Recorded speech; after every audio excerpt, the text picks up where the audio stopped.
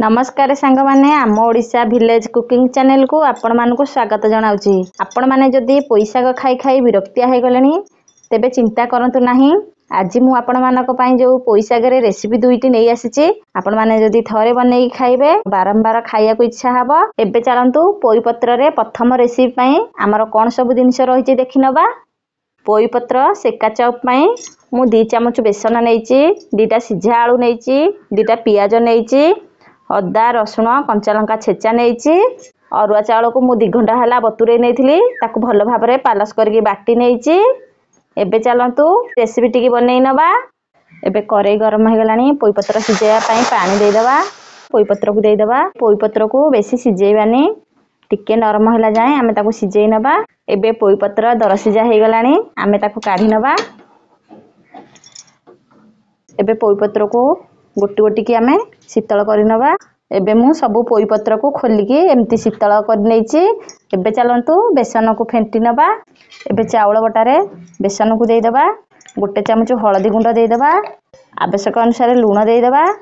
आमे माने आलू चप बनैला बेले बेसन रो घोळण की जो परिका रखिबा आमे चावल आ बेसन को सेही परिका रखिबा।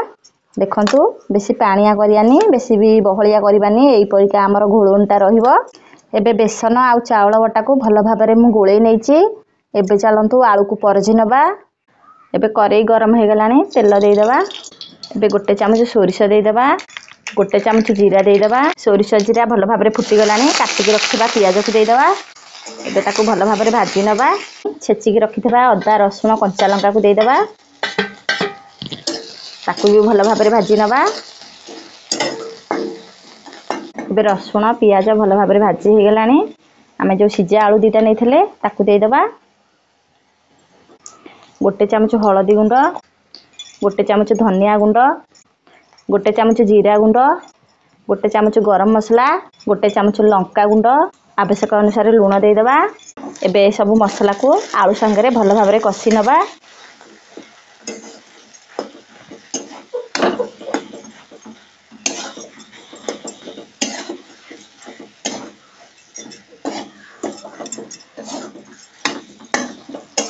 पोई पत्र सेका चॉप पाई हमर पूरटा ए भलिया हबो।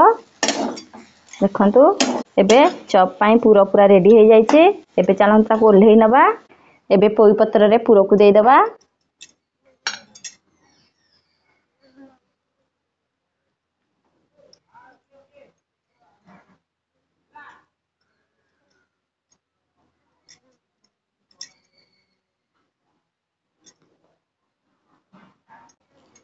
एबे एई भली भाबरे आमे सबु पूरा को पोई पत्र रे दे दबा।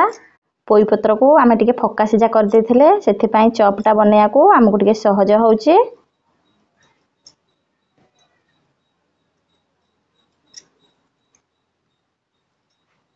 एबे हमरो पोई पत्र सेका चॉप सब सरी जाईची। एबे चलंतु ताकू सेकी नबा। एबे ताई गरम हो गलानी तेल को दे दबा। एबे चावल बटारे चॉप को देकी सब ताई रे सेकी नबा।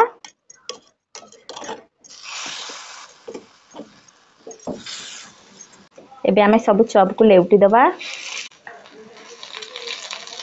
एबे सब पोई चॉप को एपट सेपट करके आमे भलो भाबरे सेकी नबा। आपण मानको जदि पोई शाग खाइया को भल लागुनी तेबे घरे एमती पोई पत्र रो सेका चॉप करके आपण माने खाई परिबे। आ एई चॉपटी पखाळ संगरे गरम भात संगरे खाइया को बहुत भल लागि थाए। आपण माने देखि पारुथबे पोई पत्र चॉप टिके जेते भलो भाबरे आपण माने पचेकी भाजिबे से खाइया को सेते भल लागि थाए। आ ऊपर जो चावल बटा आ बेसनटा खाइया को कुडकुडिया लागि थाए। एबे चलंतु सेकंड रेसिपी टिके देखि नबा। सेकंड रेसिपी पाई मु नैची पोई शाग, गरम भात, सजना शाग, रसुण कंचा लंका छेचा।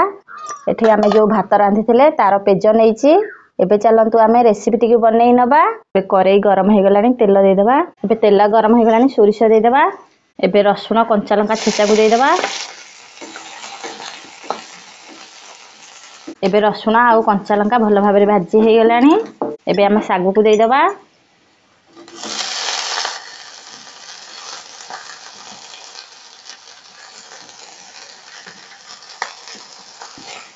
ପୋଇ ପତ୍ର ସଜନା ଶାଗକୁ ଭଲ ଭାବରେ ମିଶେଇକି ଭାଜି ନେବା।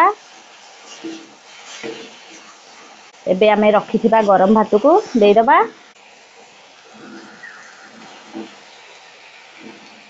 ଏବେ ଆବଶ୍ୟକ ଅନୁସାରେ ଲୁଣ ଦେଇଦେବା।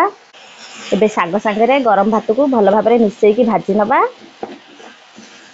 ଗରମ ଭାତଟା ଟିକେ ବିଣ୍ଡା ହେଇଯାଇଛି, ଆମେ ପିଠା କରିଟା ଏମିତି ମାରିଦେଲେ ବିଣ୍ଡାଟା ଭାଙ୍ଗି ଯାଇଥାଏ। ସେତେବେଳେ ମୋ ବୁଢ଼ୀ ମା କହୁଥିଲା, ଆମର ଭାତରେ ଯେତିକି ବଳ ନଥାଏ ପେଜରେ ଅଧିକ ବଳ ଥାଏ। ସେଥିପାଇଁ ତ ଆମେ ଓଡ଼ିଆ ଲୋକ, ଆମର ପଖାଳ ତୋରାଣି ବହୁତ ଭଲ ଲାଗିଥାଏ। ଆଉ ଦେଖନ୍ତୁ ଶାଗ ସାଙ୍ଗରେ ଭାତ ଭଲ ଭାବରେ ମିଶିଗଲାଣି। ଏବେ ରଖିଥିବା ପେଜକୁ ଆମେ ସେଥିରେ ଦେଇଦେବା। ଆମେ ଯେଉଁ ଗରମ ଭାତ ରାନ୍ଧିଥିଲେ ତାର ପେଜଟାକୁ ମୁଁ ଗାଳିକି ରଖିଦେଇଥିଲି। ଆଜି ଆପଣମାନଙ୍କୁ ପୋଇ ଶାଗରେ 2ଟି ରେସିପି ବନେଇକି ଦେଖେଇଲି। ରେସିପି 2ଟି ଭଲ ଲାଗିଥାଏ ଲାଇକ୍, ସେୟାର, ସବସ୍କ୍ରାଇବ୍ କରିଦେବେ। ପାଖରେ ଥିବା ବେଲ୍ ଆଇକନକୁ ଦବେଇ ଦେବେ। ସର୍ବପ୍ରଥମେ ଯେଉଁ ନୂଆ ଭିଡ଼ିଓ ପୋଷ୍ଟ କରିବୁ ଆପଣମାନେ ଦେଖିପାରିବେ। ଏବେ ଆମେ ତାକୁ ଫୁଟିବା ପାଇଁ ଛାଡ଼ିଦେବା। ଆଉ ଯେଉଁ ଲୁଣ ଦେଇଥିଲେ ଏବେ ସେ ସବୁ ଭଲ ଭାବରେ ମିଶିଯିବ। ସେତେବେଳେ ମା ଆମର ପୋଇ ପତ୍ର ପେଜ ଆଉଟା କରିକି ଦଉଥିଲେ ଖାଇବାକୁ। ଆଉ ମୋତେ ତ ବହୁତ ଭଲ ଲାଗୁଥିଲା ଏ ପେଜ ଆଉଟାଟି ଖାଇବାକୁ। ଭାବିଲି ଆଜି ସାଙ୍ଗମାନଙ୍କ ସାଙ୍ଗରେ ସେୟାର କରିଦେବି।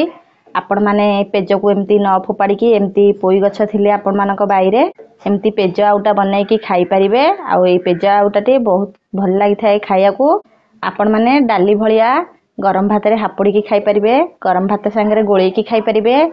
ଏମିତି ବି ଟିକେ ଥଣ୍ଡା କରିକି ମୁଁ ଖାଲି ଶୀତଳ କରିକି ଟିକେ ପିଇ ଦେଇଥାଏ, ମୋତେ ଭଲ ଲାଗିଥାଏ। ଅଧିକ ଥଣ୍ଡା ହେଇଗଲେ ସେ ଟିକେ ବସି ଯାଇଥାଏ। ଗରମ ଗରମ ଖାଇଦେବେ। ଆପଣମାନେ କମେଣ୍ଟ ମାଧ୍ୟମରେ ଜଣେଇବେ ଆମର ଏଇ ପୋଇ ଶାଗ ପେଜ ଆଉଟାଟି କେମିତି ଲାଗିଲା। ରହୁଛି, ନମସ୍କାର।